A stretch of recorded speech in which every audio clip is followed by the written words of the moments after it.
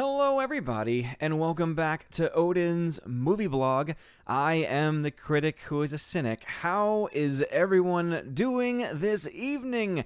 Happy weekend, happy Saturday. Welcome back to the channel, and welcome to episode 195 of the Welcome to Asgard podcast, which is now available on all various streaming services, including Amazon Music now, and of course Spotify, iTunes, all of the typical podcasting formats, and those tend to go live a couple weeks after the fact, but I'm going to try and get a little bit better on that. But all of my live streams over the past week or two are finally going to be going live over the next couple of days. Hope everyone is doing swimmingly and is going very well. But as you can see, tonight's topics are indeed The Mandalorian. I'm going to give my thoughts on the first 1.5 episodes because I've only seen half of the second episode, but I'll give some thoughts. I'll try and keep it mostly spoiler-free for anyone that might be worried about that. Just giving my general thoughts on the show. And also we'll be talking a little bit about how movies truly are dead in 2020, because not only do we have all of the major releases being pushed back to 2021, now we have even more movies being pushed back, movies that were set to come out in December and now have foregone that to move now into 2021, which basically means there are no even minor or middle-of-the-road films really left for 2020. Now, again, are there going to be some out there? Absolutely sure. But we all know, of course, that they're not going to be ones probably worth actually going to go out and see. But also, as you can see, the very first thing that you hopefully were made aware of, the very first topic you see, is that tonight is a politics-free zone, and this is something that I've decided to do on behalf of my Valkyrie. I love my Valkyrie to death. We, of course, have the Empress of the Universe, Tina, and my General, Steph, and they are just a little bit too tired of all of the crazy political crap that we've been going on for the past several months, and they just want one night to be able to just get away from it and just to have fun and to have a little bit of escapism, and you know what? I am totally fine with that. And so therefore, please, no politics in the chat tonight. I know there's a lot of things going on in the world, but let's go ahead and let one night here in Asgard be politics free. And I indeed will be giving my Valkyrie basically free reign. I'll let, of course, it be up to their judgment. I trust them very much so. If anyone is going to be a bit of a problem in the chat, I give them the ability to delete comments. I give them the ability to put persons in timeout if that is indeed needed. Hopefully it is not, but my Asgardian community is fantastic. I love you all so very much, and I know that all of you are going to be very respectful of the wishes of the Valkyrie. So again, this is dedicated to Steph. This is dedicated to Tina, my Valks, because we're going to have some fun tonight. So let's go ahead and dive into the chat. So let's go ahead and say hello to my YouTube peeps. We got Andrew Hoyle, member on the channel, saying, I've been waiting for this. I've missed you all. Andrew Hoyle, missed you too, man. Glad I was able to catch you on Friday Night Tights at the very least. Very glad to see you back here. I know it's hard to catch those Tuesday streams, and so I'm glad to see you back. And yeah, this is my first Saturday stream back in a while.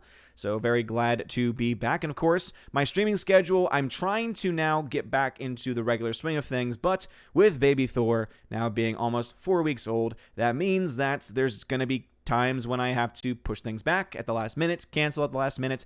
And so, of course, while I will try to keep you all posted if any of that stuff happens, but also because you're all amazing, I know that you're going to be fine with it. Not fine with it, but understanding at the very least. Lord Toth, what's going on, good sir?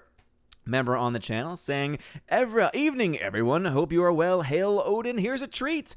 Pineapple on pizza. Ew, disgusting. And then you put bacon on your pineapple. Well, that's a little bit better than just regular pineapple, but I just take the bacon. And then the glass of wine. Satan's drink. How dare you? Golden Ration is in the chat. Tag me. Thank you very much for being here, good sir. Says, Hail Odin and Baby Thor. Good evening to all. Thank you very much. Baby Thor is doing very well. G-Monkey76, Megatron Prime, Hound 3000 also in the chat. Of course, we've got Tina B and Steph, my Valks, both in the chat tonight. We got Laura waiting for Nerdrotic, the modern Major General of the channel. Glad to see you here, as always. Mark Lizette in the chat as well. Eric K, who's a member on the channel. He is indeed the king of diapers, because he sent me a lot, and we've already gone through them all. And again, thank you so very much for that. Father says, oh, politics free zone, nuts. Anyway, popping on to say hi before Mass. I know that you would understand, Father.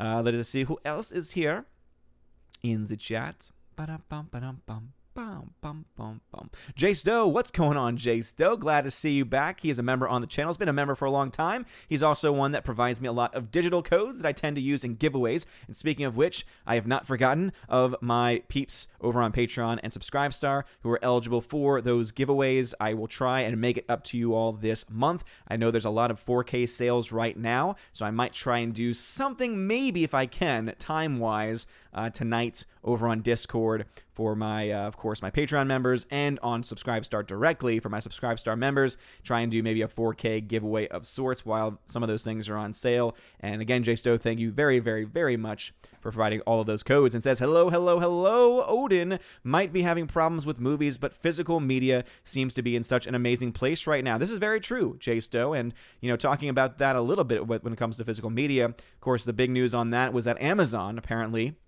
made the claim that if you buy a product, not if you're watching it on Amazon Prime, like if it's one of the free movies on Amazon Prime, but if you actually buy the digital version of the movie on Prime, that you don't own it, that they still own it, and so therefore basically insinuate that they can do whatever they want to that copy. And I would assume that they, if they wanted to take it off their platform, could also do that as well, even if you spent hard-earned money to pay for it, which is ridiculous. I hope that if that ever goes to court, that the court sides with the consumer, and I think that they probably would. And it just is, again, another one of those things as to why physical media is so important, because once you buy that Blu-ray, that 4K, that DVD, whatever it is you're watching on, you own it. No one can come into your house and take it away. No one can come in and say, you know, Disney can't knock on the door and say, hey, well, we think this is problematic, and so we're going to change this scene. So go ahead and, you know, send us the disc, and then we'll send you a brand new one. And if you don't, we're going to come by, knock on your door, and take it from you. Thank the Lord we don't live in a world like that. But yeah, physical media, very, very important in today's world for that very reason, because they can't touch it. Can't touch this. Boom, boom, boom, boom, boom. So true. Andrew Hoyle's a member. 655 says, I may have to mute when the Mandalorian chatter starts. Not seen any of the new series yet. So if you mean the new season, there's only 2 episodes. I've only seen 1.5 of them. And as I said, I will try my very best to keep it spoiler-free because really, when it comes down to it, the plot is, I think, the weakest part of the show. And so therefore, there's not much for me to talk about. But as far as like visual effects and that kind of stuff, that I can very much be a fan of. And I don't think that talking about a lot of the visuals and stuff that they've been doing in the show will have much of a spoiler territory with it. Just another red shirt in the chat. What is going on? Glad to see you here. 13th Warrior in the chat as well. How is it going? Glad to see you here. Slicer Neon says, no time to die. Ha! That's all the industry is doing. Hollywood is going extinct, and unlike dinosaurs, I will not wish for it back. You want dinosaurs back, Slicer? I mean, I get kind of that, you know, kind of some of that is a little cool, kind of cool, but I don't know. I don't know if I would want a giant lizard monsters running around the world. I don't think I would want that personally. But if that's what floats your boat, hey, more power to you. And yeah, No Time to Die. What a joke of a campaign for that movie. Seriously, like I honestly can't think of a lot of people that would actually genuinely want to go see the movie at this point, because if you're a diehard fan and you've been following the news, I feel like a lot of the news makes you think, is this even Bond at this point? Like, is it just going to be a modern identity politics movie with no real good story and kind of a, you know, trashing of the character? Because that's what it seems like based on what we're hearing with the rumors and the plot. You know, talking about James Bond being a misogynist and being put in his place, like that's not what people who go to see James Bond movies want to see. They don't want to see that garbage. They don't want to see that nonsense. So it just bothers me to no end that they are continuing this process, because it's almost as if they don't want anyone to see it. And it doesn't make sense. It really just does not make any damn sense to me whatsoever. Laura, waiting for Nerdronic, says, welcome back. Sorry I missed the last stream. No problem at all, Laura. It is okay. I've missed several streams myself, technically, and it was something that definitely was worth it. Got to spend that time with Freya and baby Thor, and it was awesome. And obviously just being able to witness the miracle of birth itself is an amazing thing, as I know that you know. And it's just, yeah, it was awesome. It was fantastic. Cobra Viper 999 in the chat. How is it going, Cobra Viper 999? Midnight's Edge After Dark. What's going on, Tom? How's it going, good sir? He is one of my Friday Night Tights buds. So thank you again for filling in while I was gone, and also for always taking over for me to fill that panel of 6 on Friday Night Tights. Always great to see you, to talk to you. And also, I always love your intro because your microphone's always off and it's always, and I love it. It's fantastic. Much love to you, good sir. Soul Assassin, what is going on? NPC Buck 76. I know that is JKD Buck 76, who apparently has indeed been canceled by YouTube. So NPC Buck 76, very sorry to hear that you lost your channel. And hopefully you might get that back one day. I don't know the full extent of it. Rob D, how's it going? We got Butter Biscuit 92, great name, Butter Biscuit 92. Thank you for the $2 super chat and says, welcome back, congrats on the child. Hope you get sleep. Thank you very much, Butter Biscuit. I really do appreciate that. Luckily, he is a pretty good sleeper. You know, obviously he's still a baby, so it's still going to be every 2-3 hours. At night, we've been trying to push it closer to 4 hours, and basically the mindset is this: we're going to feed him every 2 hours during the day and try and get to a certain number of feedings, and then at night, if he sleeps for a while, that's fine. Because obviously you always want to be careful. There's this condition called failure to thrive, and typically if a baby's sleeping very well, like sleeping 6-7 hours at night and not eating, you know, parents are like, that's awesome, but the doctor's like, that's bad. It means that they're not getting the food and the nutrients that they need, and they're not going to gain the weight that they very much need, especially in those formative first weeks and months. So luckily he's not gone to that. He's eating very well. He always lets us know when he's hungry, which is a very good thing. And it's been great. It's been awesome. And, you know, obviously there's been a couple of rough nights for sure where he's not wanted to sleep as much. But for the most part, he's doing pretty well. So Butter Biscuit 92, thank you very much for that super chat. I appreciate it. Let's just see. Yeah, and Tina B does indeed say, and everyone be polite to Stephanie B. Steph had one of those weeks. Yes, indeed. And of course, that should be the rule every single time we stream. If you go after my Valks, one, they will take care of you because they can take care of you themselves, but then also typically I will see it because I will see a comment either have been deleted or hidden or whatever, and then I'll call you out as well. So, hey, respect them. Respect the Valks. Let's see. Rob D, how's it going? Robert Frey is in the chat. How's it going, Robert Frey? Glad to see you here. Mark Lizeth says, did you get a baby Yoda for baby Thor? Not yet, though I'm sure that I will because unlike Ryan Cannell from RK Outpost, I am actually a big fan of Baby Yoda, and I know even my Valks are not a big fan of Baby Yoda, and I know that many of my Chosen of Valhalla are not fans of Baby Yoda, but you know what? I think the dude is adorable. I think he's hilarious, and even though he did some naughty things this week, I still think he's cute. I still think he's cute. Bruce, what is going on? Glad to see you back in the chat. Keck44 in the chat as well. Glad to see you here. Orange Chat Reviews, hail to you, good sir. Thank you for being a member on the channel. We got Sherry Allen in the chat. What's going on, Sherry Allen? Hope you are doing well as they say.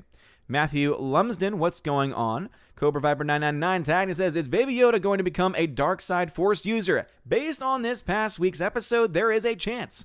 Now, again, that's not really going into too many spoilers. If you watched Friday Night Tights, we indeed talked about it in more detail then. But yeah, Baby Yoda does some naughty things, does some very, very naughty things. And yeah, it's one of those things where you think to yourself, okay, they could play it off as he's young, he doesn't know what he's doing, but then they also kind of establish that he's 50 years old, and so does he know what he's doing? And if that is the case, yeah, is he on the way to the dark side? These are questions that we all have, especially Ryan, who I know can't wait to find out more about Baby Yoda's backstory. Much love to RK Outpost, by the way, he is awesome. Though he curses a little too much for my taste. Bobby Campbell, what's going on, Bobby? Glad to see you here. Saito Neon says, politics free. I commend you for trying, but good luck with that. Hey, as I said, I give my Valks free reign to make sure that is enforced. You know that I don't restrict chat on my channel very often. I really don't. I have the basic rules because, obviously I am a Catholic teacher, and so that's one part of it, and the other part is that sometimes there are students that will come in, and so I do already have standards for the channel. Luckily, the group here in Asgard is actually very good at just being genuinely awesome people already, and so we don't really have to do much. The Valks usually are just able to sit back and have great conversations with y'all, and every now and then there will be someone that will come in that we have to, that they have to take care of. So that's why I know that, because y'all are already amazing in the first place, that y'all would be very respectful to respect the wishes of not just the Allfather, but again, this is dedicated to the Valks. And again, I'm having fun already. Just great to talk about movies and shows and just the things that y'all want to talk about, Baby Thork and all the things. All those things are so much fun. Dean Approved, thank you very much for the super chat. I believe that was a super sticker, so I'm sure I will get to that in just a second once the chat catches up.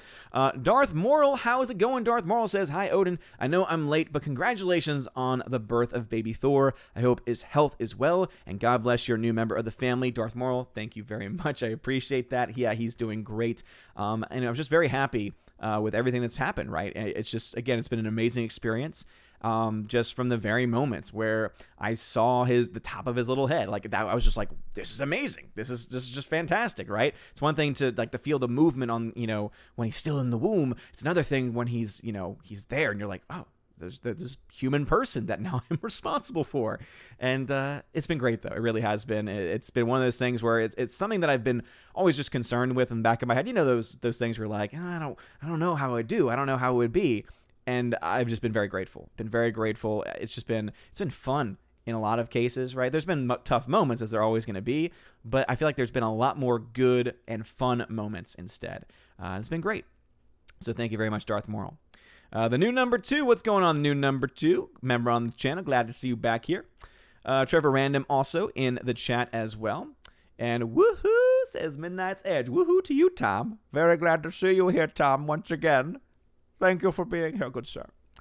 My bald brother. Tina B tagged and says, there's like 4 or 5 new movies coming out here in my neck of the woods. One has Kevin Costner and Diane Lane, so there's something to watch. Yeah, seriously, I feel like only the independent films, which already were not going to make much money and they weren't really banking on making much money in the first place, are the ones that are still coming out. But anything that had any sense of, I think, more of a national release or more of a, being released in a planned release of thousands of theaters have kind of just been, canceled. And we'll get to a couple of the newer ones that have been canceled by Disney specifically, which one of them actually makes me upset, but we'll get to that just in a second. So I'll catch up with YouTube. I'll say hello and check in with my D-Live fam, and then we'll get started on that as our first topic, talking about the 2020 movies that have been pushed out.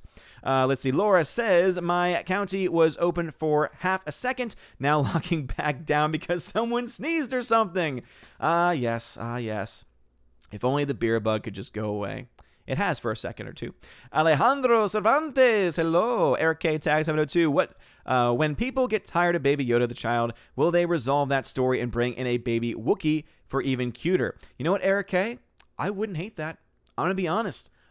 Do I think there's problems with the story? Absolutely. Do I think Baby Thor's adorable? Absolutely. Do I think a baby Wookiee next to a baby Thor baby Thor. Yes, a baby Thor is even cuter. To a baby Yoda would be even better? Yes. I'd be down for that. And I would be totally willing to say, yeah, I know that it's just them trying to cover for uncreative writing, but you know what? That's okay with me. That is okay with me because the writing is leaps and bounds better than anything that we've gotten in the movies. Lizard Lives Matter. Hail to you, Lizard Lives Matter. 70B says, amen to you, Stephanie B. Thank you again for being here. Please make sure you smash that like button. Also, Dean approved with those 2 super stickers, 2 phallic unicorns. So thank you very much for that. As Gary Nadrotic would always say, the phallic unicorn. All right. Let us see. I'm going to catch up, find out where things got left off in the chat. And then we will jump to D-Live. Okay, cool. So it was 7:05 when things got skipped, so I don't think too many comments were skipped, if any. Heimdall should be live. It says right here that Heimdall is live, and so therefore he should be okay. Let me jump over to my D-Live fam. What's going on, D-Live fam? We got Philly the Hobbit. We got Phone Nemo. Captain Dean Heiss over there as well. Vonemo Titan says, do you think the you don't own digital media will apply to things like those voodoo codes that come with movies? See, Phonemo, that's the interesting question, right? Is that if Amazon's going to try and play this game, will other services try to play this game? And to be honest, as I said earlier, I don't think that this would hold up in court. Because if you own a movie, if you've paid money for a movie, you own that film, even if it's digital. So I feel like if you were to bring Amazon to court over something like that, I think the court would actually uphold your rights since you gave money for ownership of the movie. Now, a way that Amazon could get around this, if they're not doing this already, is when you purchase their movie, having in their terms and conditions that purchasing the film does not mean ownership of the film, and that they still have the right to do whatever they want. But they will have to make that clear. So again, as I said, if it goes to court and they already have language like that, I think the court will say you have to make that much more clear in your language. You can't just have that be in the random terms and conditions that no one reads anyway. So I think it'll be interesting, though. And that's why, as I said before, I would say to anyone out there, if you like digital versions of films, that's fine and dandy. It's very convenient.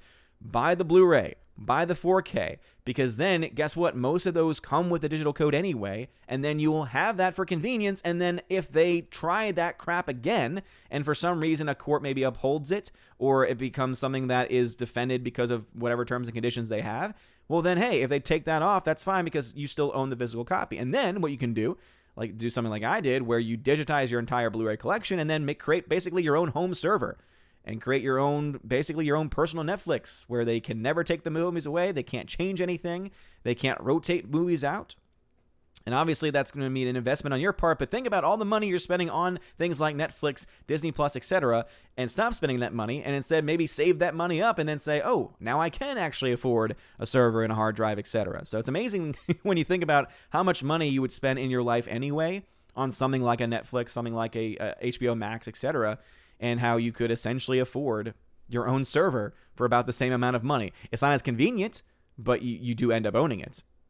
Phonema then says, based on what little I know about Star Wars lore, wouldn't Baby Yoda be like a toddler, which would mean, of course, he is a terror? That is a good point. That is a good point. And that's the big question, too, is that what is a 50-year-old in Yoda's species? What is their stages of development like? Because we really don't know, right? All we have is old Yoda, like, legit OG Yoda, who was very old. And then we have, of course, Baby Yoda. So we don't really know the range and how things work. Now, if they've talked about that in a novel, I don't care, because Disney novels are just crap anyway. At least modern day Disney novels, Disney Star Wars novels. That's how I should word it, because Star Wars novels have been fantastic for a very, very long time. But yeah, if they explain it there, then that's not good enough. That's not good enough, as they would say. Will Gentry, what's going on, Will Gentry, over on DLab says, that beard needs a trim. It's wobbling too much as you talk. Good. Does that bother you? Too bad. Too bad, Will Gentry. Camden High says, have you taken down your second channel? Was scrolling through yesterday and there was no content on there. I have not taken down my second channel. However, I will say I have unlisted all of my live streams over there. So that is likely the reason why. Again, I have not gotten any emails that it's been taken down. Basically, the reason why I took off the live streams, if you go to my videos, ooh, yeah, that's actually a fair point. I don't know why that is the case. So yes, what happened, now I realize what happened, is that when I was trying to get all of my live streams unlisted, it ended up leading to all of my videos getting unlisted, because there's a choose all button, which I wish, but YouTube sucks, we all know this. I wish it meant that, all of the live stream videos, because that's the section I was in the live stream section. So when I chose the all, I thought I was choosing just all the live streams. Turns out, because I've done this before, I remember I pissed off a lot of people on my main channel when I hit a lot of videos and then realized I made a mistake and then tried to unhide them, and then people got literally blown up with like hundreds of notifications for the thousands of videos that eventually were starting to become live again. It was really bad. Lost a lot of subscribers that day.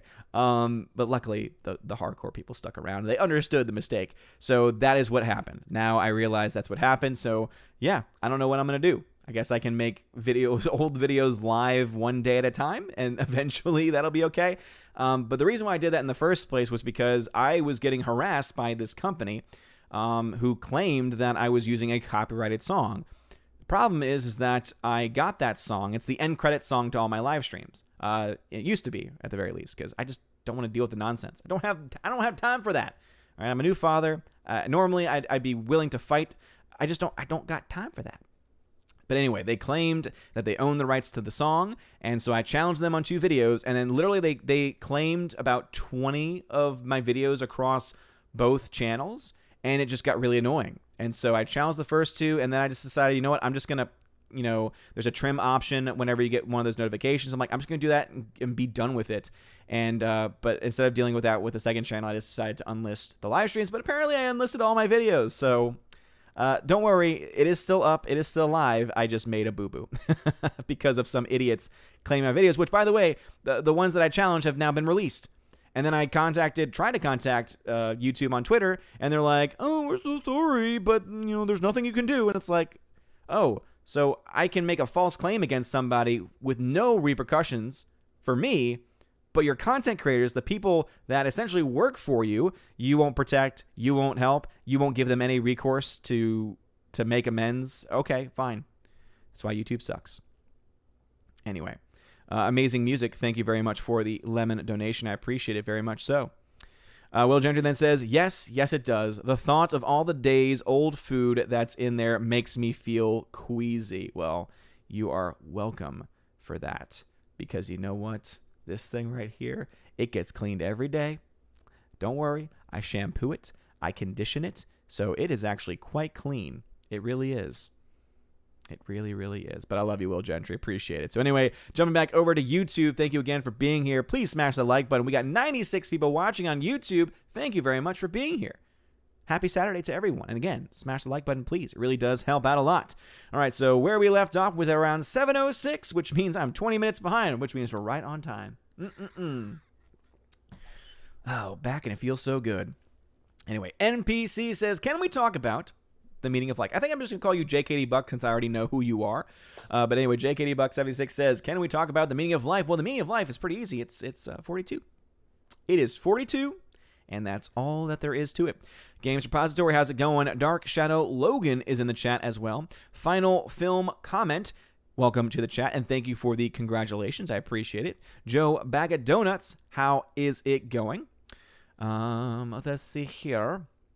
What is going on? 13th Warrior tagged me at 707. Again, if you have a comment or a question in the chat, you don't have to super chat. You don't have to donate. If you want to, though, that's great. I very much appreciate it. Keeps the lights on, helps around the house. However, you don't have to. All you need to do, though, is type right there, Odin question. All one word, ODINQUESTION.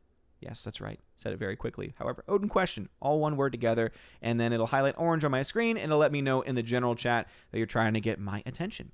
Anyway, 13th Warrior says, I remember seeing where Amazon had deleted some purchased books from people's Kindles because of some copyright issues they had. Yeah, you see, that's ridiculous. If you're going to do that, the only reason and the only way that, to me, that would be justified is if they refunded you the money.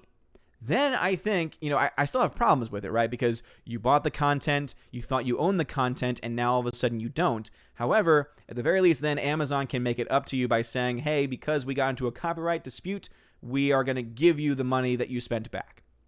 And here's the thing, though. If it's something where you bought it 10 years ago, and that cost is now worth more, and in this case it would be because of inflation, worth more now, I think they should pay you the difference. I think, okay, if you're going to take it away from me, if you're going to take the content that I paid for away from me, yeah, I want the money back, and I want it back with the value that it has today. Then it'll, I think, dissuade them from doing it as often. That's what I think. What do you think?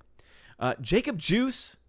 I love you, Jacob Juice. Jacob Juice is a Patreon member. He always asks great questions for both the podcast that I have on my Patreon that I do with John Flickinger, and also the one that we do on John Flickinger's Patreon as well. Always great to see you, Jacob Juice, our friend from Holland. He says, hi, Odin. I hope you are doing well. I have a question for you. I recently saw The Shining in cinemas, and it blew me away. This film is so different on a big screen. What is your opinion about this film? Great question, Jacob Juice. And yes, I love The Shining. I think it's a great movie. It's a movie that I think does indeed translate better on the big screen because the atmosphere that they build in that film is just really, it's unmatched. It really is, I think, one of Kubrick's best movies, and one of the reasons why it's so good is not necessarily the story. It has, I think, more to do with the world that he builds, right? The atmosphere of the hotel especially is just very well done. The production design on that film is just phenomenal. It's one of those things where you don't usually hear people talk about production design on movies very much. That one, though, has superb production design. Up the wazoo, one could say. It has production design up the wazoo, because it really does. It really is just that fantastic. And it is a film that I think deserves to be seen on the big screen. So yes, I agree with that assessment, Jacob Juice. And to be honest, I actually like the sequel that they made recently. I actually thought it was, for the most part, pretty well done. And, I think the ending was the weakest part of it overall. But, for the most part, I enjoyed it. I thought Dr. Sleep. If you've not seen Dr. Sleep, I would say it's a worthy successor. It's not as good, right? It's not Kubrick. But I would say, as far as the story being continued, I think, other than the ending, it was about as good as it could have been. But anyway, Jacob Juice, thank you again. Let's see. Becky Browand, how is it going? Glad to see you back in the chat. Mike Jackson, how's it going, Mike Jackson? Jeffrey Turner, how is it going, Jeff Turner? Let us see. Andrew Hoyle, who's a member, said at 708, I've been doing the physical media thing too, as well as making my own digital library. Gotta preserve those classics. Damn right, Andrew Hoyle. And yeah, that's exactly what I would recommend to anyone that is worried about censorship, anyone that is worried about their content not being theirs, like in the case of Amazon trying to claim that they somehow own it. And yeah, the best way to do that would be indeed to get the films yourself, get the shows yourself, and then to digitize them. Create your own server, create your own library, because as I said, right, they can't take that away for sure. All right, before going any further into YouTube, let's go ahead and talk just about a couple of things. Obviously, touch upon, at the very least, some of the topics in the title tonight. So the first one is that 2020 movies are seemingly dead. No movies really are seeming to come out anymore this year, and we can now add a couple of more to that list. So Disney, this is from Deadline's box office, Disney has officially pulled their 20th Century Studios, which is still the dumbest name ever, seriously. Save Fox, hashtag Save Fox. But they've pulled their 20th Century, I'm going to just say Fox. Well, actually, I'm not going to say Fox. That's for Tina, because Tina's going to say, that's not Fox. It's not Fox anymore. In fact, I think it's actually a good thing they dropped Fox, because it's not Fox anymore. So it's actually good that they're not pretending to be the old classic studio anymore. I think my current position on that. But anyway, so 20th Century Studios movies, Free Guy and Death on the Nile. So for anyone that doesn't remember, that Free Guy was the film starring Ryan Reynolds. It was set to come out on December 11th. So that film has now officially been pushed out of 2020. So which means, again, there's no film set to come out really this month. Again, there might be a couple of exceptions, but it's going to be a lot more limited. Not a whole lot is set to come out in December now, especially because, Death on the Nile was actually a movie I was looking forward to. If I had to look ahead to my most anticipated films that are still scheduled to come out this calendar year, Death on the Nile, I think, was at the top of that list. And so now it's gone. It's gone. Just like all the other films that were scheduled to come out this year, they're all gone. And they're sadly just not coming back, at least this year.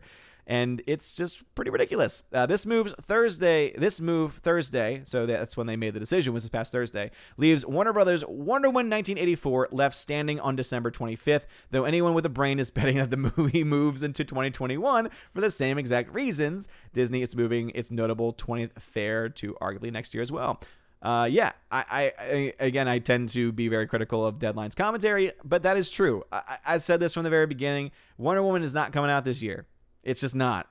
When you look to the trailer, they're obviously needing to fix a lot of the CGI issues. And also, theaters are dying. And the reason why theaters are dying is because they continue to push their films out. So it's kind of like this, again, self-defeating thing where they think that, that bailouts are going to somehow come out of nowhere, that money is just going to come out of thin air and is going to keep the theaters alive enough for them to be able to wait until next year to finally put their movies out.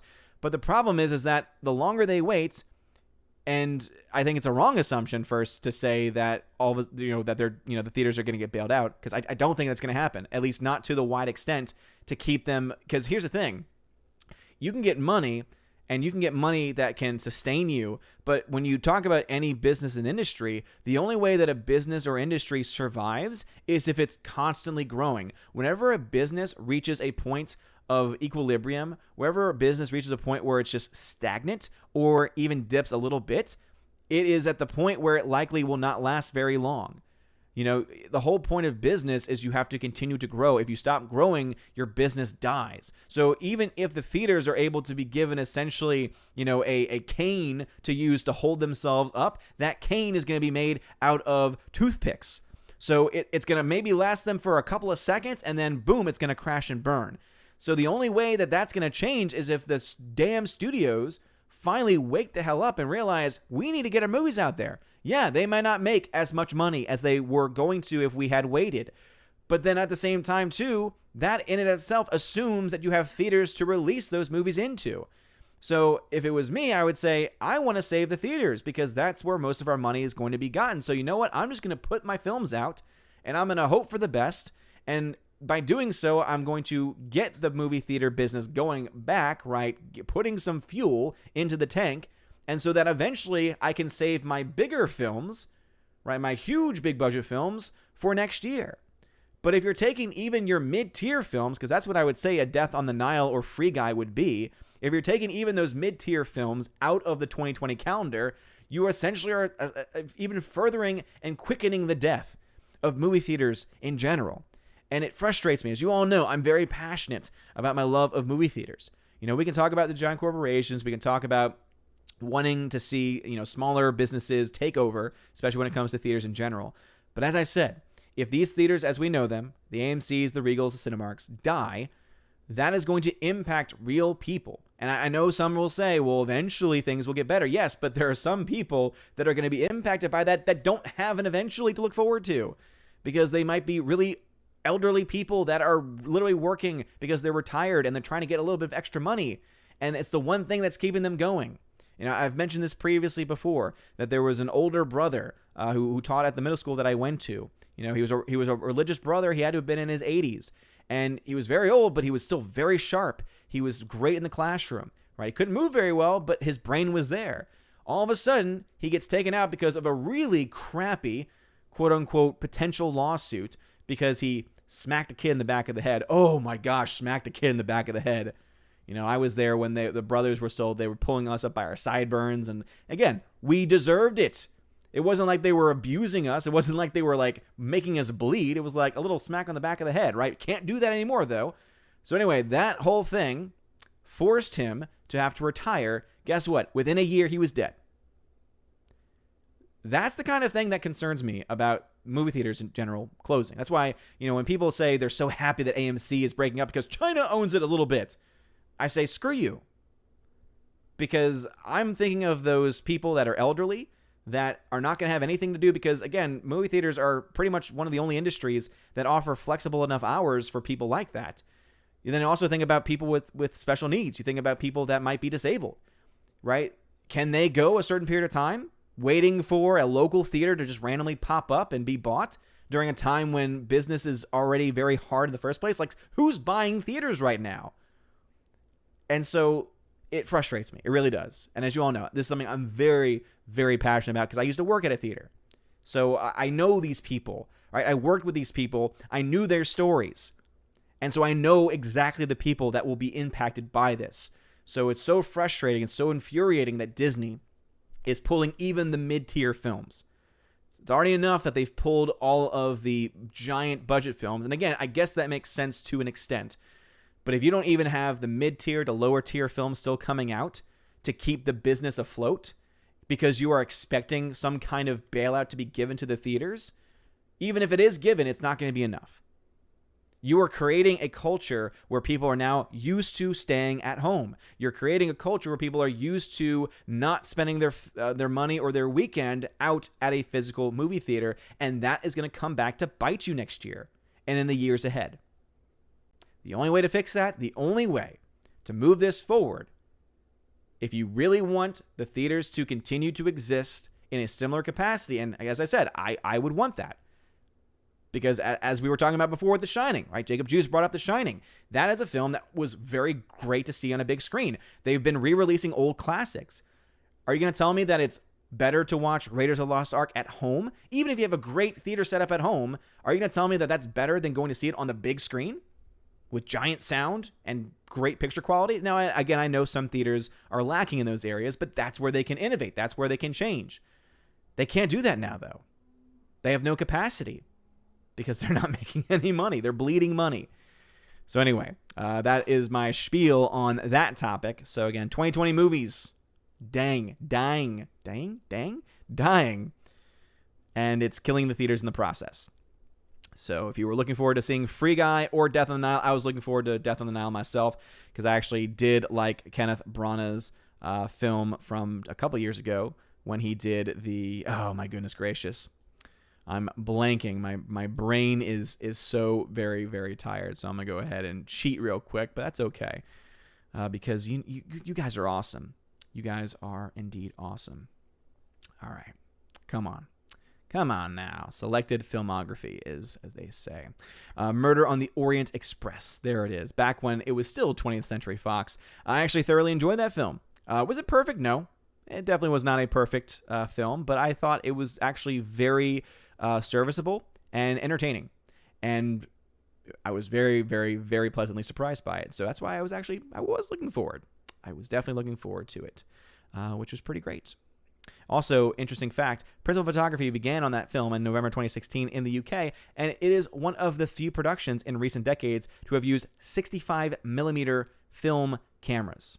That makes me even happier. And that also explains why I loved the look of the movie, because it had that classic film look to it. So again, very sad that that is not coming out this year. Anyway, let me jump back over into the YouTube comments. So again, thank you very much for putting up with my topic on that. Jace Doe at 708 says, I had that feeling about Amazon, and not just them.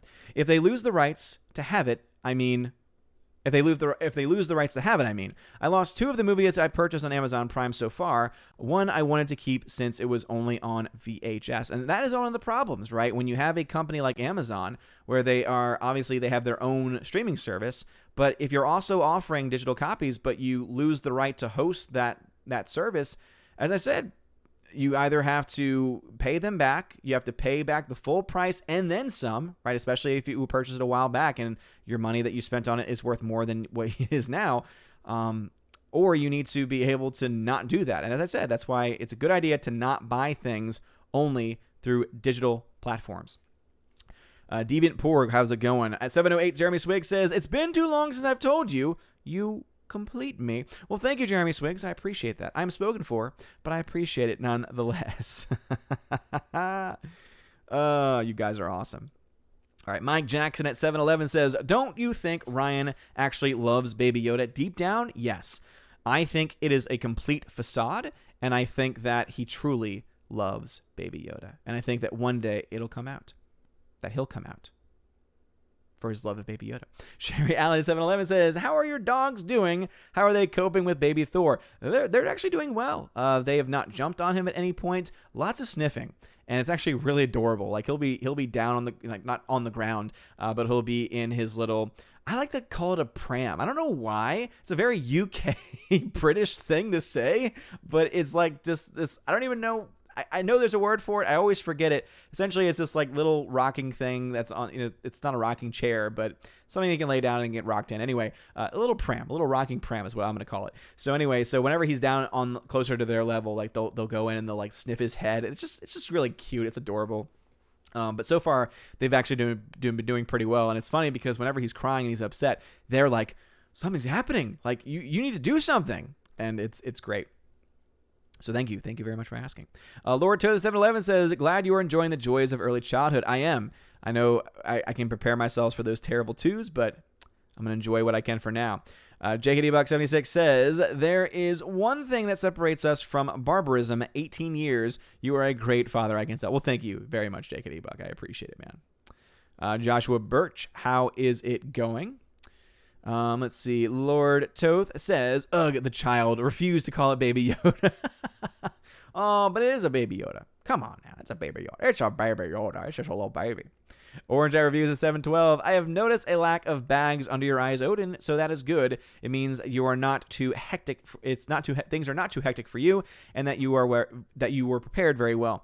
It's that, and also seriously, Freya is a rock star. Freya has been an absolute rock star. She has, especially during the work week, she's made it clear. She's like, hey, I appreciate you, being willing to get up and to, be up with me, but you have work and I get to nap during the day. And so it's very important to me that you get a full night's sleep. So it really is actually more so due to Freya being amazing. I mean, don't get me wrong. Baby Thor is doing well. Like he's sleeping in 3 to 4 hour stretches. So that's actually fantastic. Because a lot of babies can tend to suffer from colic, which essentially is like just a lot of gas and just very, a lot of discomfort, and so they cry a lot. And he's not really had that issue, which has been a godsend. But yeah, it's been fantastic. So that's the reason why there's no bags under my eyes, is of course because again, Freya is a rock star.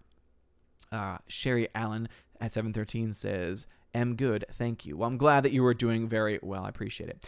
James Dashe, what's going on, says, "Hey, Odin, hope you're doing well. I can't stick around too long since I have to work the night shift." Well, James Dashe, I hope that your night shift goes well. Hopefully you can listen back to the stream at one point. Fable Narrative says, "Welcome back to live streams. Hail baby Thor and his righteous hammer." Baby bottle. Absolutely. Absolutely. Thank you very much for that. And Fearter, what's going on? And Fearter, who is a member on the channel, says, "Hail Odin, currently watching you and a drunken Az streaming simultaneously because why not? Oh, Az, hail Az. Heel versus Babyface. He is my brother. He is my bald brother from Friday Night Tights." Yeah, he was doing some gaming stream earlier and didn't know that he was getting plastered, though. That's awesome, though. He was having a lot of fun. It was great. Will Gentry is over there in YouTube world as well. Laura says, "Yeah, we disagree on Candy Corn and Die Hard being a Christmas movie, Rogue One in 80s, but we agree on Baby Yoda." Laura, it's always great when we have there's disagreements that a lot of us have in this community, but then we can come together on some of the most, some of the silliest things, right? It's one of those things where it's like, we agree on Baby Yoda. Of all the things to agree on, Baby Yoda being something is it's interesting. And by the way, candy corn is indeed a great candy. In fact, I did a vote on my in my various classes, and surely enough, the official count led to candy corn being officially declared a good Halloween candy. So I have the data to back that up, Laura. And yes, Die Hard is a Christmas movie, and I can actually back that up too because the version of Die Hard I have has a slipcover. Literally a Christmas sweater. Ugly Christmas sweater at that. So that's all I'm going to say. That's all I'm going to say about that. Much love, Laura. Nathan Slay, what's going on? Says, "Howdy, Odin. How's it going? Glad to see you here." All right, here. Let us see. Let's see. Caviteño Che says, "Does Baby Thor have Mjolnir, Binky, Pacifier, or Rattle yet?" Not yet. He does not. Though I'm sure that will come at some point. Someone may have sent it already to the P.O. Box. I've not checked it in about a week or so maybe I will have to do that this week. All right, let us see. Looks like Brightest Day. What's going on? I see you here. Nathan Slay left a comment, and then the chat jumped on me. Let us see where we are. Looks like the chat was skipped. Very sorry about that, but I cannot control it. I cannot control the YouTube chat because YouTube's terrible. But anyway, it's 7:27 in the chat. It is 7:47 where I am, which means I'm 20 minutes behind, so I'm right on time. By the way, Dean Approved, thank you for another, I assume that's a super sticker. So thank you very much for the super chat. I appreciate it. Let me jump back over to my D Live fam so I can say hello to them. Well, Gentry says, "Talking of that, admittedly quite impressive beard. Is it just the lighting or are there hints of gray in there?" Oh no, it's gray. I've had gray in there for years. It's funny, though, because my gray hairs in both my actual hair, when I had hair, and my beard went even more gray when I first started teaching. My first couple of years teaching, first year especially, was so very stressful. By the way, it says I have 57 people watching me over on DLive, so I have no idea what's going on there. So anyone that has an axe over on DLive, please be wary of potential spam. Hopefully it's not. Hopefully it is a bunch of awesome, cool people. But we will, of course, see how things go. So welcome on DLive. I'm simultaneously streaming on YouTube as well, though, so I'm catching up with the DLive fam first, and then I'll be checking up with the YouTube fam. Daniel Thorne, how is it going? Glad to see you here. Phonemo says, "I'm pretty sure retirement is what caused my dad's dementia since he had nothing to occupy his mind." Phonemo, yeah. I mean, it may not have caused it necessarily, but it is something that at the very least speeds up the process, because obviously I'm not a doctor, so I can't diagnose him, but it is definitely something that I do feel would be sped up by that process. And again, it's because I've seen it. My grandmother, died of Alzheimer's, and the process went so quickly for her because she only had ever gotten a 4th grade education.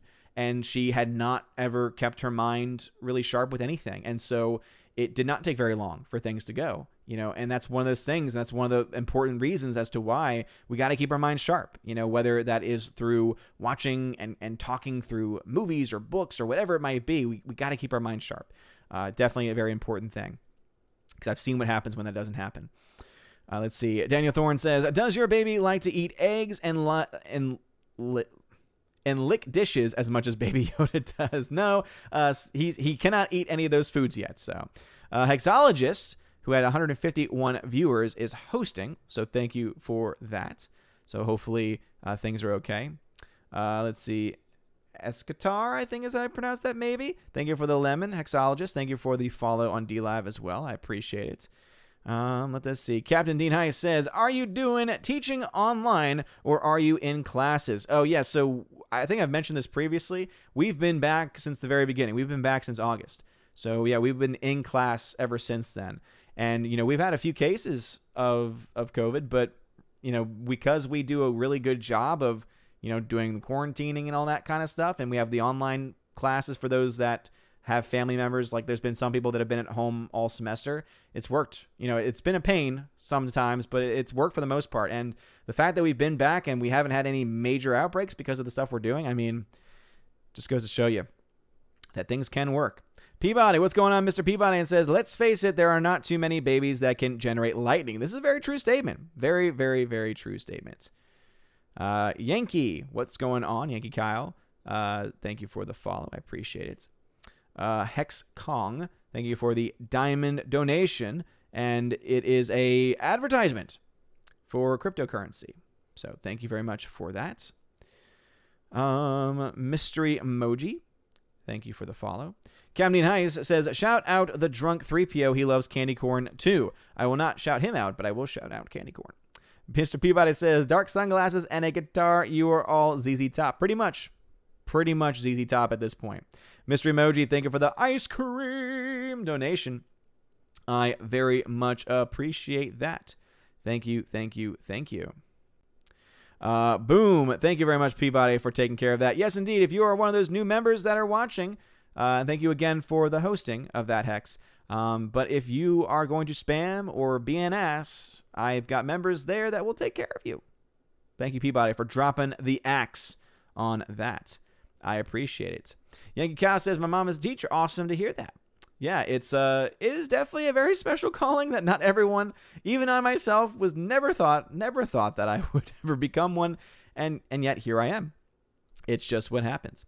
Captain Heiss then says, I only asked about school because our schools closed here for a bit last month. Yeah, I know that there's, across the country, there's different school systems that are doing very different things. Luckily, we've been very blessed to have a very much more open-ended or more open-minded, not in the sense that you're thinking, view of schooling. And basically that it is so important that students are in school. It really is. Having seen it happen myself where you have the kids that are at home, they are not doing as well. They just, because they cannot get that in-person teaching, because they can't get that special attention nearly as much, because the teacher cannot really see what's going on, it really does make a huge difference. It really does. And so I think that is something that I really do hope is addressed in the coming months, about why it's so important for kids to be at school, to be in class, to be in the actual classroom, and to not just be at home, because the at-home kids do not learn as well. I mean, the stats already prove that point. Being a teacher in that kind of environment where we have some in school and some at home, it's very clear that if you're in school, you're doing much better, and that the kids that are struggling at home that eventually come back because they have to, guess what? They're doing better because of that very reason. It's very easy to get caught up in doing not a lot when you're at home. Falling into, I'm still at home, I'm still in my room, I get to sleep maybe, in a little bit. It's just so, it's so ridiculous. It really is so ridiculous. And so, yeah, I really do hope, I really, really hope that they're able to figure that out, because it is very important.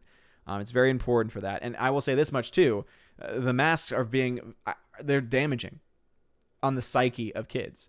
Not being able to see each other's faces for most of the day, that is having a severe psychological impact on our kids. And again, I'm in the classroom, I see it happening, and I know that it's happening.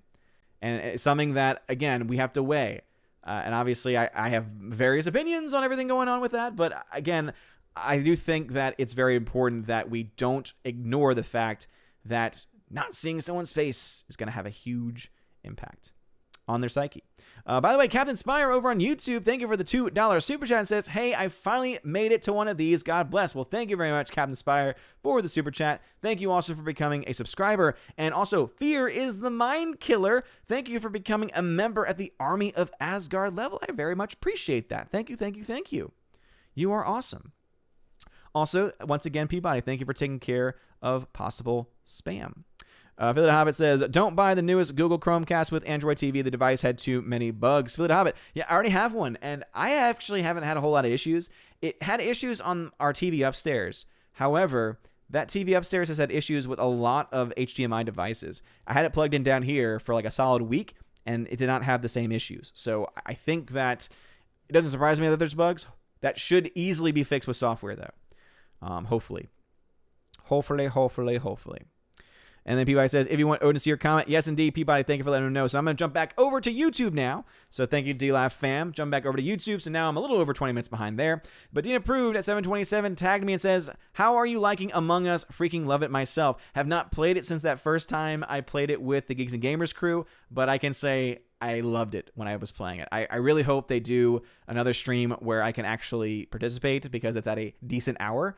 And that obviously that I can do it because of, having more time, I guess, making sure everything's okay with Baby Thor first, of course, but I would love to play it again. It's so much fun.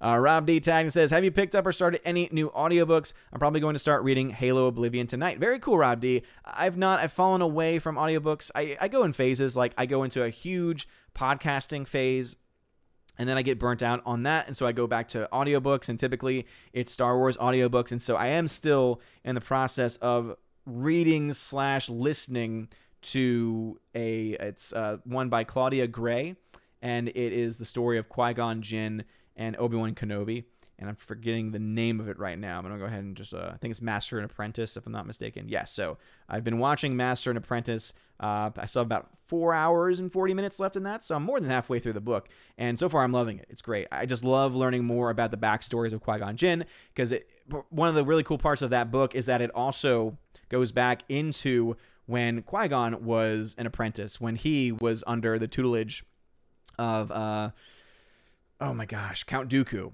And it's really cool just to see how all that works. And I'm sure I'll get even more because they're kind of diving even further into that information there. Let us see. Seth Williams, 19K Fox, welcome. Blake St. Clair, what's going on? At 7:30 tagged and says, Dr. Sleep has an extended version that is meant to be much better than the original cuts. Yeah, it's one film where I was going to get the Steelbook, the 4K Steelbook, and then I just fell behind on it. And again, there must have been a lot of stuff going on then. And yeah, it's a film that I still want to buy because I did like it. And if there's a really good extended cut, I'd be very happy with that. Pat S, how is it going? Tina B says, that's not Fox. Boom, Tina. Yep, I knew that you would enjoy that take. Much love, Tina B. Let's see. Dean Approved 734 says, have you seen the trailer for Freaky? We got showtime for the AMC near me. I have not. Because ever since Baby Thor came into the world, I have fallen way far behind on what movies are being released. I just know there's not any major films coming out. Nathan Slay says, movie studios, we will postpone this movie to that date. Movie studios delay movie longer. Movie studios, it's just a prank, bro. Yeah, seriously. That's the other thing that pisses me off is that they say, all right, it's coming out here. And then we get to that date and it's like, oh, wait, never mind. just kidding. Just joshing you, man. James Clark Artist, welcome. Wafer Nerdrotic says, my favorite theater never reopened. No, Laura, I'm very sorry to hear that. Does that mean that it's closed permanently, or is it just that it hasn't reopened yet? That's sad. Tina B says, I had a horrible thought the other day. Master and Commander is partially owned now by Disney. Fox and Miramax were joint backers on it. So, Tina, the question then is, and I don't have the answer, who owns the distribution rights? Whoever owns the distribution rights, those are the ones that will get money from any DVD or Blu-ray sales. So that would be the interesting thing to see. Jay Stowe at 735 as a member says, the theater by me is only open 4 days a week. They are closed Monday, Wednesday, and Thursday. Yeah, Jace, I mentioned this previously. The closest AMC to me is only open on weekends. It's Friday to Sunday, and that's the only time it's open. The larger one that's a little further away is open every day, but much more limited times. And as I said, it's going to have an impact on those workers that can't get as many hours. It's very sad. It really is. Tina B says, well, sadly, the studio execs are laughing at the theaters and telling them if there's a bailout, they'll get none of the money. I'd figured it would go that route. Yeah, I mean, it really is just, it's so damn sad. Because, yeah, if you bail those companies out, then, yeah, it's the top people that will get most of the money, and then they get to decide what to do with the money. You know, unless you really crazily earmark the money that you give them, again, a lot of times that money can go missing. You know, it's meant for the workers, it's meant for the local theaters, and it sometimes doesn't even get to them. Orange Eye Reviews says, as someone with autism and ADHD who is movie-oriented and likes going to the movies as a comfort and escape, the closings have been very difficult for me, so I can attest to what you're saying. That's the other thing, too. Yeah, there's some movies that I think are made for the theater, but then there's some people that are created for the theater as well, that can benefit from a theater-going experience for a wide variety of reasons. One of the coolest things that AMC offers, you know, again, you can be critical of AMC all you want, but one of the cool things they offer is they offer sensory-free, not sensory-free, but basically they offer movies where they have the entire experience is geared towards those that have sensory issues. So it'll be a movie that will have the lights remain on, the sound will be softer, and literally it's a great time for families that don't have a lot of things they can do out in public.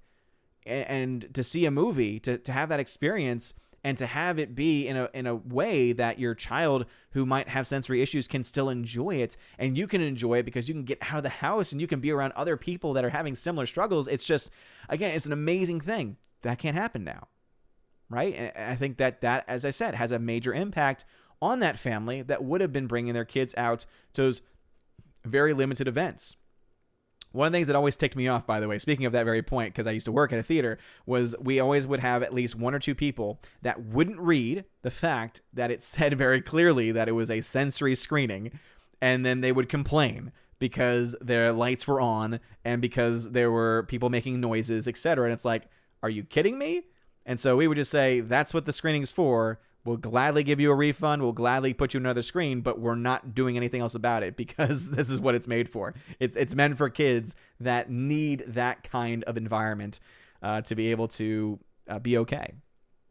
And families too. All right, Tina B says, watching Brana play Hercule Poirot running around doing one-on-one fighting had me laughing. Poirot is not an action hero. Yeah, again, as I said, there's definitely imperfections in the film. I am not someone who is an expert on Hercule Poirot. However, I know that you are a big fan of one of the other renditions of the character from years ago. But I will say this much, not having that kind of, I think, connection to it, I enjoyed it. I enjoyed it for what it was. I found it entertaining. Venom Burley 93, how is it going? Bassinet, Blake St. Clair, yes, you've got it. That's what the word I was looking for. Someone said a trundle bed. What? You guys are awesome. DM, what is going on? JKD Buck 76. I like how you were able to change the one letter to get back to that name. That's awesome. I just noticed that. You're awesome. Alrighty, so the chat has jumped on me like it always does. So let me find out where things got left off, and then we'll jump over to DLive, and then we'll cover the last topic, which will be talking a little bit about the Mandalorian. So let's make sure that no comments have been skipped. And let's see, where was the last place that we left off? Venom Broly 93 at 7:48. It's 8:03 where I am. So yeah, there we go. All right, jumping back now to DLive. Still got 30 people watching, so hopefully things have been okay. Peabody says, if you want Odin to see your comment and respond, you need to tag him with Odin. Yes, very good, Peabody. So I still got the 30 people here. Again, I hope everything's okay. And we'll talk about what we normally do, my regular listeners, towards the end. We'll talk about that, and hopefully I will understand what my original plan might be. Daniel Thorne Peabody, thank y'all for being awesome. Phonemo says, so about Baby Yoda's attempted genocide. So I won't go into too much detail about that plot point. But yeah, Baby Yoda doing some terrible stuff. Murder of a certain kind, that's for sure. Oh, Lord. Much love to the D-Live fam. All right, I'm going to jump back over to YouTube then. Before I do, let's talk a little bit about The Mandalorian. So, as I said, I've only seen an episode and a half. I've seen the first episode, and then I've also seen half of episode 2. I'm going to try and finish that probably sometime this weekend. As you all know, time is kind of crazy. Anything that I've been watching recently has usually been with Freya, has been with the wife. So, I have not had as much time to watch the things that I want to watch. But that's perfectly fine. It's been a lot of fun to spend all this kind of time with Freya and, of course, with Baby Thor.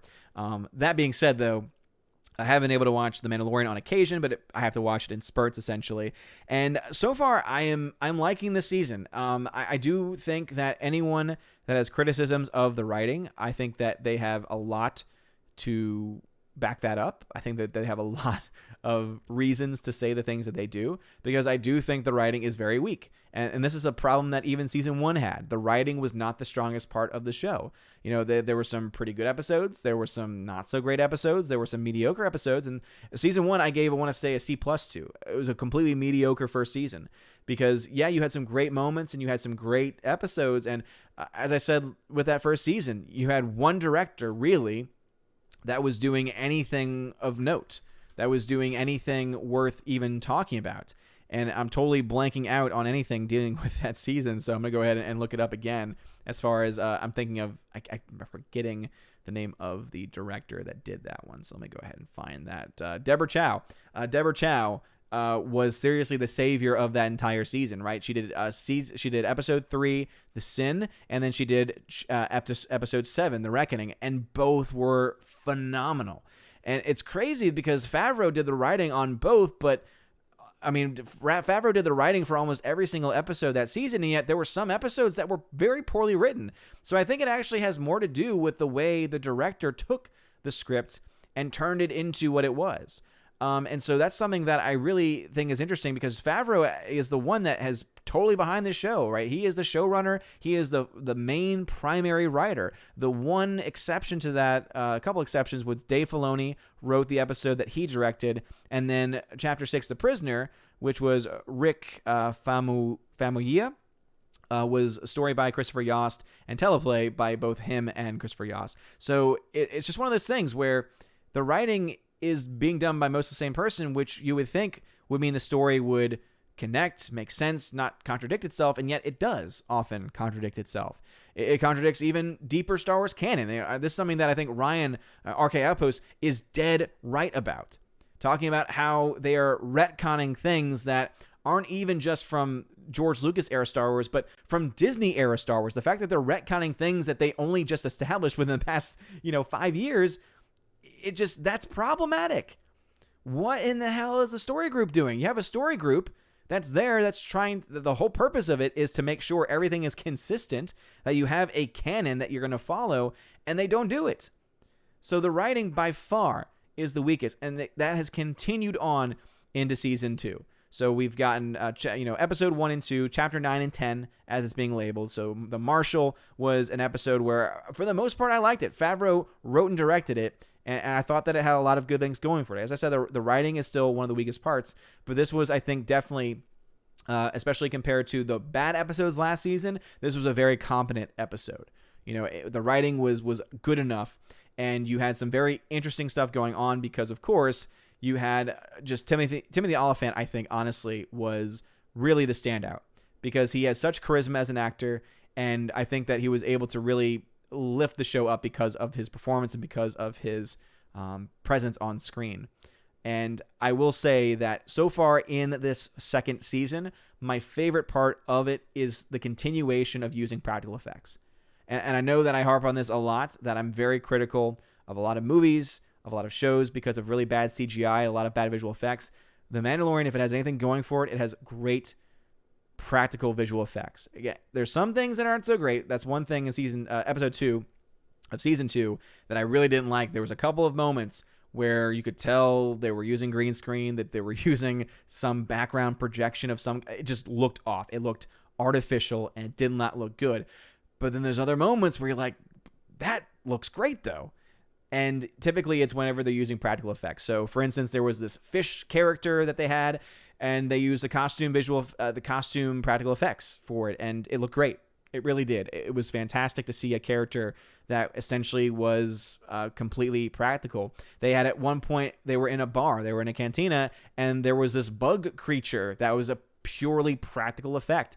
That was awesome, right? We live in an age where most other studios, most other directors and creators would have just put, let's put a CGI bug in, and it would have looked terrible, it would have looked awful, and it would have been painful.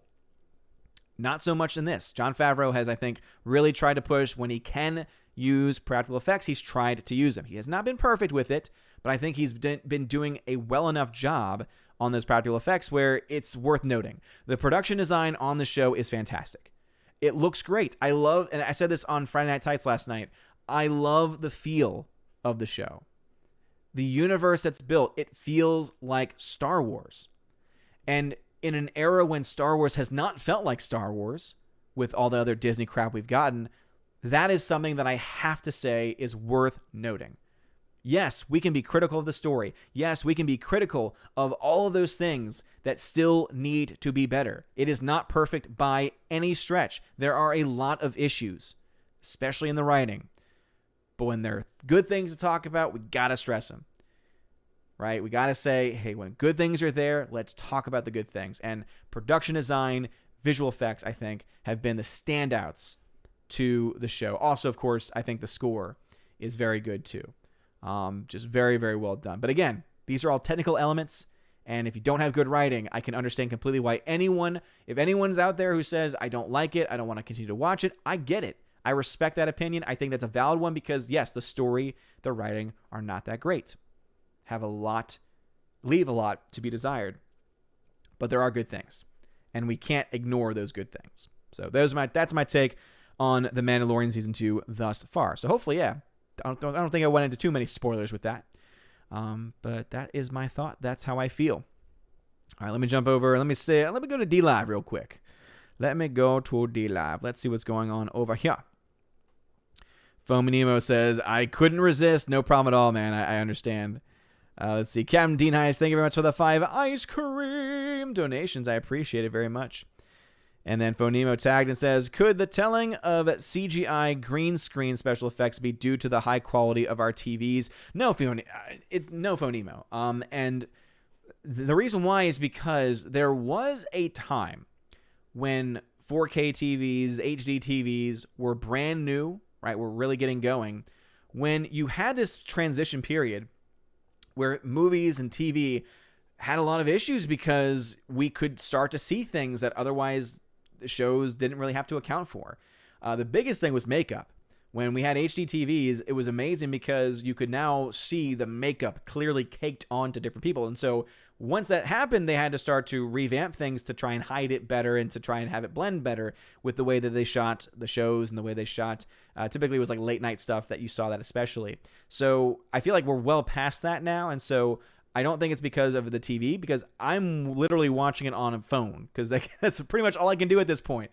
I can't really, I've watched some parts of the show on a television, but I've watched a lot of it on my phone at night going to bed, pretty much. And so because of that very fact, though, because of that happening, I'm looking at it and I can still see it even on my phone, which again, it's an iPhone 11, so it's a newer phone, but it's an LCD screen. It's not a highest quality panel out there. And even on the phone, though, I can understand and see these effects. So yeah, it's not because of the TV that you have or anything to that effect. I think it's honestly because they just, for some reason, on some of these shots, it just isn't working. All right. So thank you very much for that. And Daniel Thorne also says, downside of filler episodes is only having 8 episodes to a season. Well, that's just a thing, Daniel Thorne. That brings up another good point about The Mandalorian. You're only having 8 episodes. Thank goodness they are actually longer episodes, that they're actual TV episodes.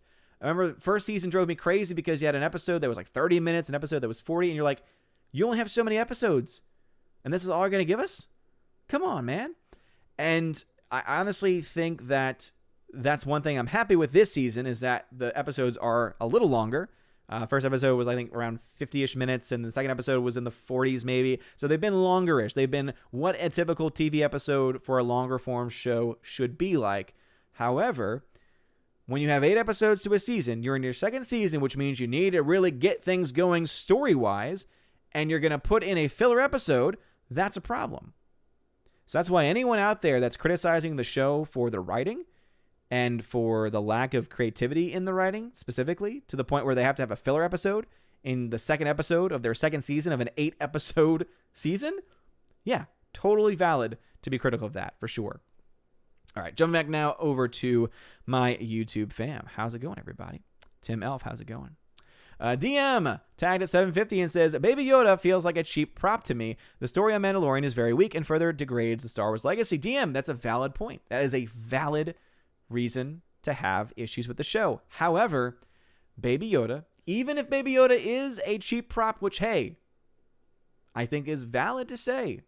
I wouldn't say cheap, though. We don't know how much that Baby Yoda costs. I'm just going to put that out there first. But if you mean in that capacity, I think this is what you mean by that, is that you mean it is a cheap trick, right? Where it's, hey, look at Baby Yoda, he's so cute, and let that distract you away from our writing. That, yes, I think that's absolutely what they're doing with Baby Yoda. And as we mentioned last night on Friday Night Tights, and I think this is a very good point, they thought Baby Yoda was going to be enough. It's not, though. Because even the biggest fans of Baby Yoda, guess what? Guess who they are? People that don't watch the show. My wife loves Baby Yoda. She doesn't watch the show. She's seen maybe an episode or 2. But she's like, I just want to see Baby Yoda. And I think that's what a lot of people feel, is that they just want to see the clips of Baby Yoda. They don't want to actually watch the show. And I think that Disney's making a huge mistake here, because they're basically trying to create more scenes of Baby Yoda being cute so they can have more YouTube clicks, and that way they can get more merchandise of Baby Yoda sold, while at the same time totally disregarding their story. And I think that's a problem. I do think that is, again, as I said, that's a very fair point. That being said, I think Baby Yoda is adorable. It's working on me. I will admit that. It might be a cheap trick, but it's working on me, and I'm still watching the show. Andrew Hoyle at 750 says, back in lockdown in the UK. I heard that from Az. That's, again, so sad. And all I can say is I'm praying. I'm praying that we as a people across the world can start to say hell no to these lockdowns. It's ridiculous. As DM says, Hex is a scam. Ooh. Shots fired there. Shots fired. That's from my YouTube fam. Fear is the Mind Killer. Thank you again for becoming a member. Says, you're welcome. I need to support the All Father. Well, thank you, Fear the Mind Killer. I very much appreciate you. Thank you again for becoming a member of the Army of Asgard. Andrew Hoyle at 753 is a member. Says, my wife, who is a teacher, has had to go into quarantine, including myself, because she coughed a little while in class due to her asthma. Andrew Hoyle, that's ridiculous. Wow. I'm so sorry to hear that. Wow. That's why I love my school. And that's something that I always couldn't say. My last experience, even though, of course, I love the kids, a lot of issues with the administration. That's neither here nor there, of course. I love my current school. I love my current situation, though, because they, I think, are taking the most practical approach to all of this. They take our temperatures in the morning, and I'm fine with that. It's like, no, you know what? If I have a fever, if someone has a fever, they probably shouldn't be in a closed space next to people, right? I just, in general, whether it's COVID or not, I don't think, I think that just makes sense. So we take temperatures, and we expect people to be honest and say, if you have these symptoms, you should probably stay home and let us know. And if you get tested and you come back positive, we'll take care of the quarantine that way. There's only two types of people that get quarantined, that have to be quarantined. Those that test positive, and those that, through our own version of contact tracing, were with that person for a period of 10 minutes or longer within closer to 6 feet. So let's say they were lab partners and they were spending the entire day, or rather the entire class of 60 minutes together, and they were next to each other the entire time. Even though they had masks on, they were very close together. Those were the only people. So we've not had to quarantine a whole lot of people. Like for us, maybe a whole lot of people, but in general, we're not, I think, over quarantining people, which again is a great thing. As I said, shout out to my administration, because I know other schools, and Andrew Hoyle, it seems that from your experience, you're seeing that are going way too far with it. And there's some that would say that we're going too far, but you know what? What we're doing is working. We have not had to close. We have not had to have any people freak out over what we're doing. I have issues. I have my own personal issues with lockdowns and with all the things we're doing, right? Obviously, I'm looking at the stats. I'm looking at everything going on with the discussions on herd immunity, right? We're looking, of course, at the new figures that are being brought out about survival rates and all this stuff. I'm looking at all of that, right? And so I'm with a lot of people on the same wavelength. However, my job, my occupation, family, and also, of course, my kids, my students. That is, of course, the balance that we have to make. And so far, though, again, that Andrew Hoyle, I'm very sorry to hear that, because that's ridiculous. That is an abuse of power, for sure. Kara Tharp, how's it going? Some schools are closing in Minnesota. Again, so ridiculous to close the entire school. It's one thing to quarantine a kid, someone who's positive. That's one thing. To close an entire school down, I mean, there's better ways of doing it. As I said, we have not had to do that because we have been doing, and honestly, I don't think we're doing more than what anyone else should be doing, but it's working. I mean, there is a method that can work. Blake St. Clair tagged and says, do you think it's a mistake so far from Disney, starting with Mandalorian instead of an MCU property show like they have announced, given the fan popularity opinion of both franchises? I think it would have been a smart decision if they were having great writing. As I said, when people look to The Mandalorian, who are part of Phantom Menace, who are fans of the Star Wars franchise, like original Star Wars franchise, there's a lot of things to like. But there's also a lot of problems. Like, this is something that, it's a good point that I know Ryan has made before. RK Outpost made it a lot at this point last night too, made it again, that so many of us are so hyped with The Mandalorian because it is so much better than anything that Disney has put out movies-wise. And I think that's a good point, that people are overhyping it because it's so much better than what we've gotten. But I think that hopefully my conversation earlier about my thoughts on season 1, season 2 has kind of shown that I have not been caught up in that I do see that this show does have problems with writing. That being said, it feels like Star Wars. And I think that most people, even if you're critical of the story, can say at the very least it does feel like Star Wars. And I'm going to embrace that to the best of my ability. And until that stops, it is what it is. All right, 13th Warrior at 75 says, I watched a documentary on the making of Platoon recently. It was really good. Nice, 13th Warrior. That's a film I have not seen. Nathan Slay tagged and says, in my opinion, I feel like it's hurtful when kids don't get to go to school with other friends or are forced to social distance and not hang out with each other. Yeah, Nathan Slay, it is. I've seen it firsthand. I've seen the effects and the impact that it has on the teenage mind. It is huge. But I will say this much. It is better for those kids to be in school with masks than to be at home. Period. And stop. I saw way too many of our kids get impacted by depression, by anxiety. Kids who had never experienced it before because they had to be and were forced to stay away from their friends. This was in the very beginning, back in March when we had to shut down, when our school had to shut down, when all this stuff was starting and there was all the freaking out, everything like that. That was so damaging to our kids. Now, of course, I put no blame on our school, right? Because we were just doing everything that we were told to do. Again, it was something that I think those initial stages, those initial things that were happening, I think that people were doing what they did with what they could with the information that they had. So I feel like there's less blame in those early stages to go around for the most part. But now, that's why I said before, I'm so proud and I love my school. Now there is no excuse. There is no excuse for any student to still be at home. None. Unless you are one of those rare families where you have your own medical conditions or you live with a family member that has those conditions, there is very, very, very few reasons to justify keeping your kids home, right? It's one thing if you choose to do that as a family, right? A family has the right to make that choice. But a state government, a city government telling a family, no, y'all can't go. No one can go to school. It's too dangerous. With all the things that we know now, that is ridiculous. That is ridiculous. That is harmful. And you know what?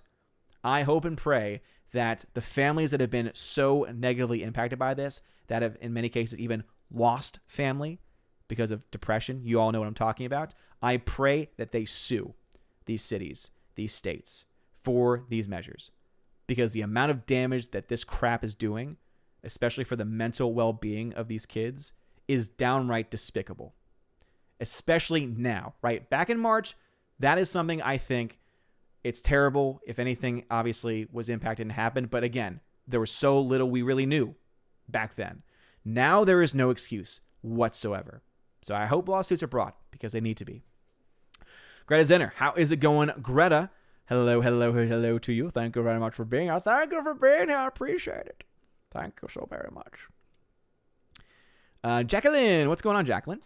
Greta tagged me and says, have you heard they made Johnny Depp resign from the Fantastic Beasts movie because he lost the lawsuit against Amber Heard? I think they should cancel them altogether. Well, here's the thing, Greta. I'm mixed on that because, for one, do I think Johnny Depp deserved to get fired because of the Amber Heard crap? No. Because Amber Heard was just as guilty. If Johnny Depp is guilty, so is Amber Heard. We've seen the evidence. We've seen the videos. We've seen everything. They're both despicable people. They're both despicable people. So they should both, if you're going to treat one way, you got to treat the other. Otherwise, it's complete crap. That's one part. Second, though, I hate the Fantastic Beasts movies. I don't think they're very good. The second one especially is terrible. And the worst part of the first one is when you have Colin Farrell, who is a fantastic actor, who I think could have made a great Grindelwald, suddenly transform into Johnny Depp. That was my seriously, when that happened in the film, I was like, you've got to be kidding me.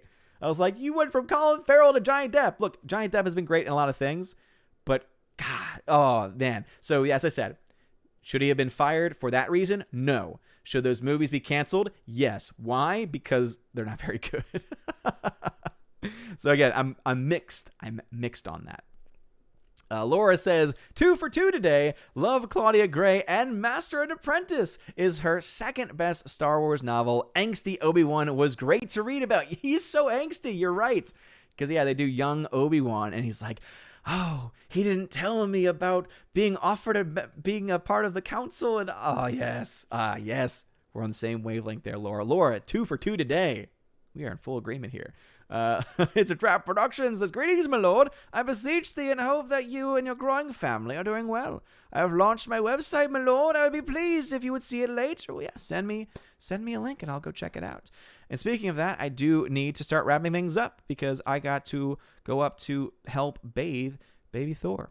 Because that happens in about 10 or 15 minutes, and I want to be up a little bit before then, so I'll try and get through as many as I possibly can. It's a Trap, seriously, thank you for being here. I appreciate you being here. Tina says, for Master and Commander, I think Fox distributed it because Fox kept saying there might be a sequel if the movie made enough, which of course they didn't, and it's way too late now, which would of course then mean that Disney now owns those rights. Dean Approved says, Freaky's premise is a girl is killed, ends up switching bodies with her attack. Oh, yes, okay, Dean Approved, thank you. I have seen that trailer. And it is interesting.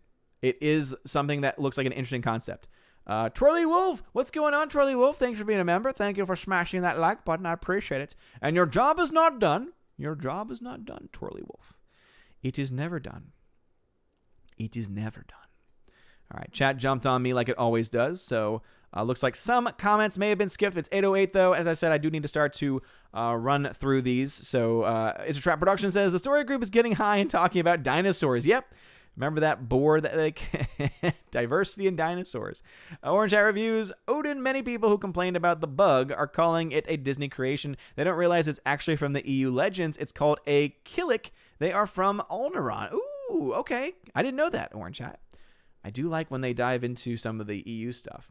I know that Ryan doesn't, and I get why Ryan doesn't, but I appreciate hearing those types of tidbits. Nathan Slay, before the ending of Superman 1978, what did you think of the movie? I was enjoying it until we actually got to Lex Luthor. That was actually my first issue with the film before the ending. The ending was terrible and ruined the whole film for me. But even going to the Lex Luthor being able to somehow figure out everything with no information. See, it's one thing if he's got like a small piece of information and then he's able to make connections and connect the dots. He didn't even have that. and he was able to figure out who Superman was. And I was like, no. Like, you can say, and the excuse was, well, that's just because he's so smart. He's so smart. He's just so smart. Even the smartest man alive could not have made the jumps that he made to get to his conclusion about Superman and about kryptonite and all that stuff. That part drove me crazy first, and I was willing to forgive it until the ending. And now it's no. Both parts are awful. Nathan Slay, yes, I recommend Birdman. I do. Slicer, I get the feeling Mandalorian homages the style of 50s westerns in its understated story being more set piece and action oriented. Modern audiences expect different things. Yes, agreed. But even old school 50s westerns, I feel, had more compelling stories, or at least stories that made more sense. Father says, Az had an interesting send-off for you last night. Did he really, Father? I shudder to think about what it was. I guess if my Valks can send me the video and tell me what time that is, and Father, if you remember the time and can tell them, that'd be great. Slasher says, I call it a deliberate style choice, not a weakness. As a classic Western film fan, I enjoy the adventure's focus instead of an hour of talking in hallways about feelings. Yeah, but I think there's a balance, Slicer, right? Because I think that in either case, you have extremes, but balance is always a good thing. Balance is wonderful. Nathan Slay, will you buy the baby Thor toy when your son asks for it one day? Yeah, absolutely. Absolutely, I will. Alex McCarthy says, iPhone, to quote Anakin, traitor! Mando Season 2, Episode 2 was meh. Story-wise, I agree. I'm only halfway through it, though. I'm enjoying it still. As I said, I'm more of a visuals guy, and the visuals have been very good. So that's, again, sorry, not sorry. Sorry, not sorry. Eastland, Burkholder, what's going on? 13th Warrior tagged me and says, as we move into flu season, are people going to lose their minds when others start coming down with the flu? Well, that's the weird thing, is that there's reports that the flu is 98% down, which to me, logically, even if you say, but everyone's wearing masks and distancing, etc., logically makes no sense to me whatsoever. I'm a numbers guy, and I'm like, I don't know about that. Eric K., what if you ask them if they are hot coming to school and they start singing the song Hot Blooded by Foreigner? Well, then, Eric K., we would just let them in. At least I would. I'd say, you might have a fever, but that's okay. The only cure for that fever is more cowbell. See, that's what we really need, Father. Father would know this. We need more cowbell in our schools. That will solve everything. And if you got that reference, you are an amazing person. Thank you all again for slowing down. Nathan Slay, and everything you are saying on how the whole social distancing is damaging, 100% agree. I've been experiencing some of that sadness too, and it just sucks. It sucks. Yeah, I mean, as I said, right, it has a huge impact, and I'm very ticked off to see that people are still trying to push some of this nonsense. Blue Herring, thank you for being here. Glad to see that name in the chat. And speaking of that, we still have 89 people watching. Smash the like button, please. Eric K. says, the Nerd Father is a great up-and-coming channel. Yes, it is. Yes, it is. Headed by our own father, Christopher Miller. Gratis says, exactly, I hated the second Fantastic Beasts movie. So now that Johnny Depp is out, just cancel them all. Also, Amber Heard should definitely be fired from Aquaman 2. Yeah, I agree. If you're going to fire Johnny Depp for it, there's no reason why Amber Heard shouldn't be fired. I don't think either should be fired for that reason. I just don't think anyone should be fired for that reason. That being said, if you're going to do it for one, you got to do it for the other, period. Orange Hat says, Johnny Depp did not lose against Amber Heard. He lost his libel suit against The Sun. The suit against Heard is still ongoing. Well, thank you very much for that clarification. I don't think the media spinned it that way. POC, Preserver of Culture, great name. Have you ever watched Eurospy knockoff Bond movies from the 60s? They're filling my void with the death of Bond and hella fun. I have not. That does sound like fun, though. Damn you, Disney. I saw that, Tina. Damn you, Disney. So good. Let me try and get through these as quickly as I can. Alex McCarthy, I like Fantastic Beasts 1 and 2. Of course you do, Alex. You like bad movies. That just confirms that they're bad. If Alex McCarthy says that a movie that most people would say are not very good or even bad, if he says he likes them, it just confirms it. At that point, you're like, okay, I'm right then. Okay, thank you, Alex, for confirming that I was right the whole time. Oh, much love, Alex. Father says, I will DM when he said, because Lady Gravemaster said Gary edited it. Really? Oh. Was it bad? Uh-oh. Slicer says, Lex Luthor and Star Trek Discovery prove Hollywood writers cannot write smart people. Yeah, I think that is definitely a good point. I saw that. Yes, I love you. I love you. I love you so much, as would say. Oh, let me see if I can find it. I saw a random comment, and I was just like, that's so great. Yeah, Blaise St. Clair says, how did I know Ode would say cowbell? It's a gift. It really is. Rob D, I'm back. I got McDonald's. Well, I'm heading out. I'm leaving. I gotta go bathe my son. All right, I've caught up, so let me just catch up on D-Live and send some love over there. Let's see. Will Gentry says, it could have been worse. You could be a teacher here. We've got some really dumb rules. For example, the kids are allowed to spend all day together in class, but they're not allowed to play sports together to have gym. Yeah, that is ridiculous. That is so ridiculous. In fact, it's so funny because there's all these studies. It's amazing how all these studies just magically come out at the most convenient times. And the studies are now saying, oh, it's actually more dangerous in a classroom and during lunch than it is playing sports to spread it. Huh. Interesting. Is that really so? Or how about this? 99.9999999%. That's all I have to say. 99.99999% among that specific age group. And if we know anything about herd immunity, look it up. Look up and do research on herd immunity. The only way that we reach that is if we let the young and healthy people live their lives, get it, heal, build up antibodies, and then protect the most vulnerable.